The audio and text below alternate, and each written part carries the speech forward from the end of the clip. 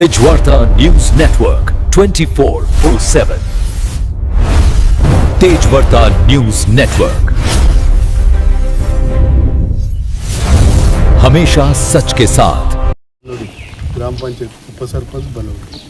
परवा एक व्हिडिओ केलेला मी की ड्रेनेजचं सांडपाणी जे रस्त्यावर येत होतं ते पूर्णपणे बंद केलं, परंतु काल रात्री परत असं झालं की जो शेतकरी आहे स्थानिक त्यांना तिथं काहीतरी अपार्टमेंट गाळं वगैरे काहीतरी बांधायचं असल्यामुळे त्यांनी परत पाणी ते अडवलं। कारण त्यांचं गेले 10-15 वर्ष झालं त्यांच्या शेतीचं नुकसान होतं का 100% होते, म्हणून आपण पर्यायी व्यवस्था म्हणून त्यांना फुल नाही फुलाची बाकळी म्हणून ग्रामपंचायतीमार्फत काय नाही थोडंफार देणं घेणं करत होतो। परंतु आता मागच्या 15-20 दिवसापूर्वी जे घडलं ते मी तुमच्यासमोर मांडत आहे। झालं असं की आम्ही 5 वर्षापूर्वी सत्तेत आल्यानंतर आमच्या 10 मेंबर आणि अपोजिट पार्टीच्या 3 मेंबर अशी 13 जणांची आमची बॉडी आहे। आल्यानंतर आम्ही सगळे 10च्या 10 जण एकत्र बसल्यानंतर त्या शेतकऱ्यांना बोलवून घेतलं की बाबा असं तसं तुम्ही तुमचे शेत पडूनच आहे, त्या बदल्यात आम्ही तुम्हाला काहीतरी तुमची शेतीचं नुकसान होऊ नये म्हणून थोडंफार तुम्हाला रक्कम आम्ही महिन्याकाठी देतो।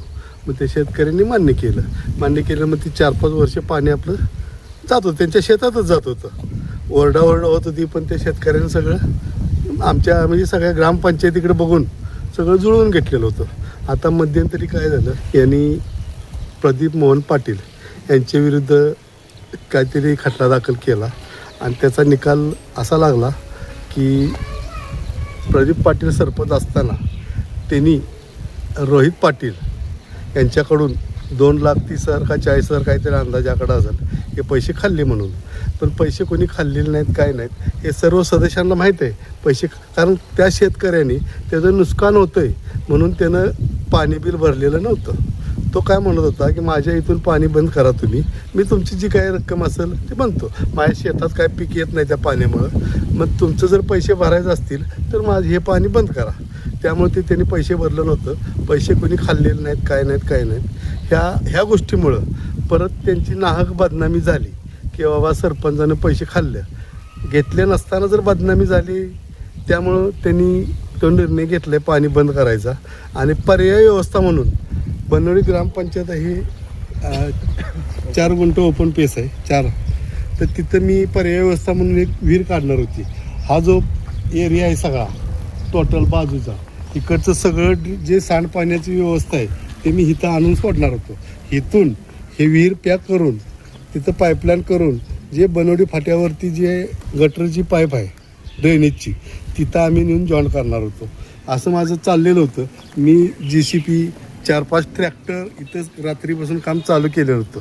आज सकाळी जेव्हा काम मी चालू केलं तेव्हा इथले स्थानिक लोक इथं आले मग आमच्याजवळ, मी होतो, आमचे ग्रामपंचायतीचे मुख्य जे असतात लाटे अण्णासाहेब हे होते, कृष्णत कारंडे, सोमनाथ सावंत, आम्ही सगळे येतो होतो। ही लोक स्थानिक आले इथं आणि आम्हाला म्हटले की आम्ही इथं कायमचं रहिवासी आहे आणि आम्हाला काय हा त्रास सहन होणार नाही, आमच्या घरात शेजारी सगळं मच्छर सगळे नको ती रोगराई येणार आहे, त्यामुळे इथं तुम्ही काय करू नका। आणि हा बिल्डरांनी ओपन पेस ग्रामपंचायतीकडे वर्ग केला नसल्यामुळं आम्हाला इथं काय करता येणार नाही।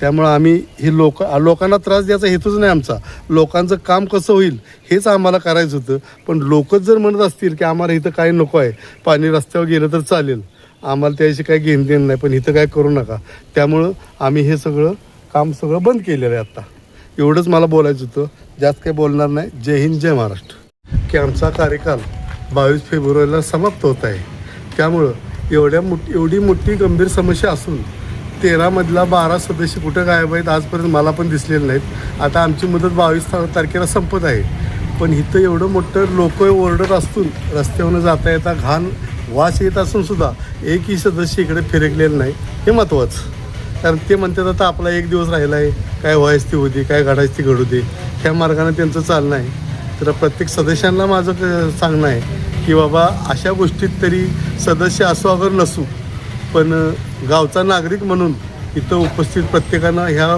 प्रश्नाकडे लक्ष देणं फार गरजेचं आहे। बस।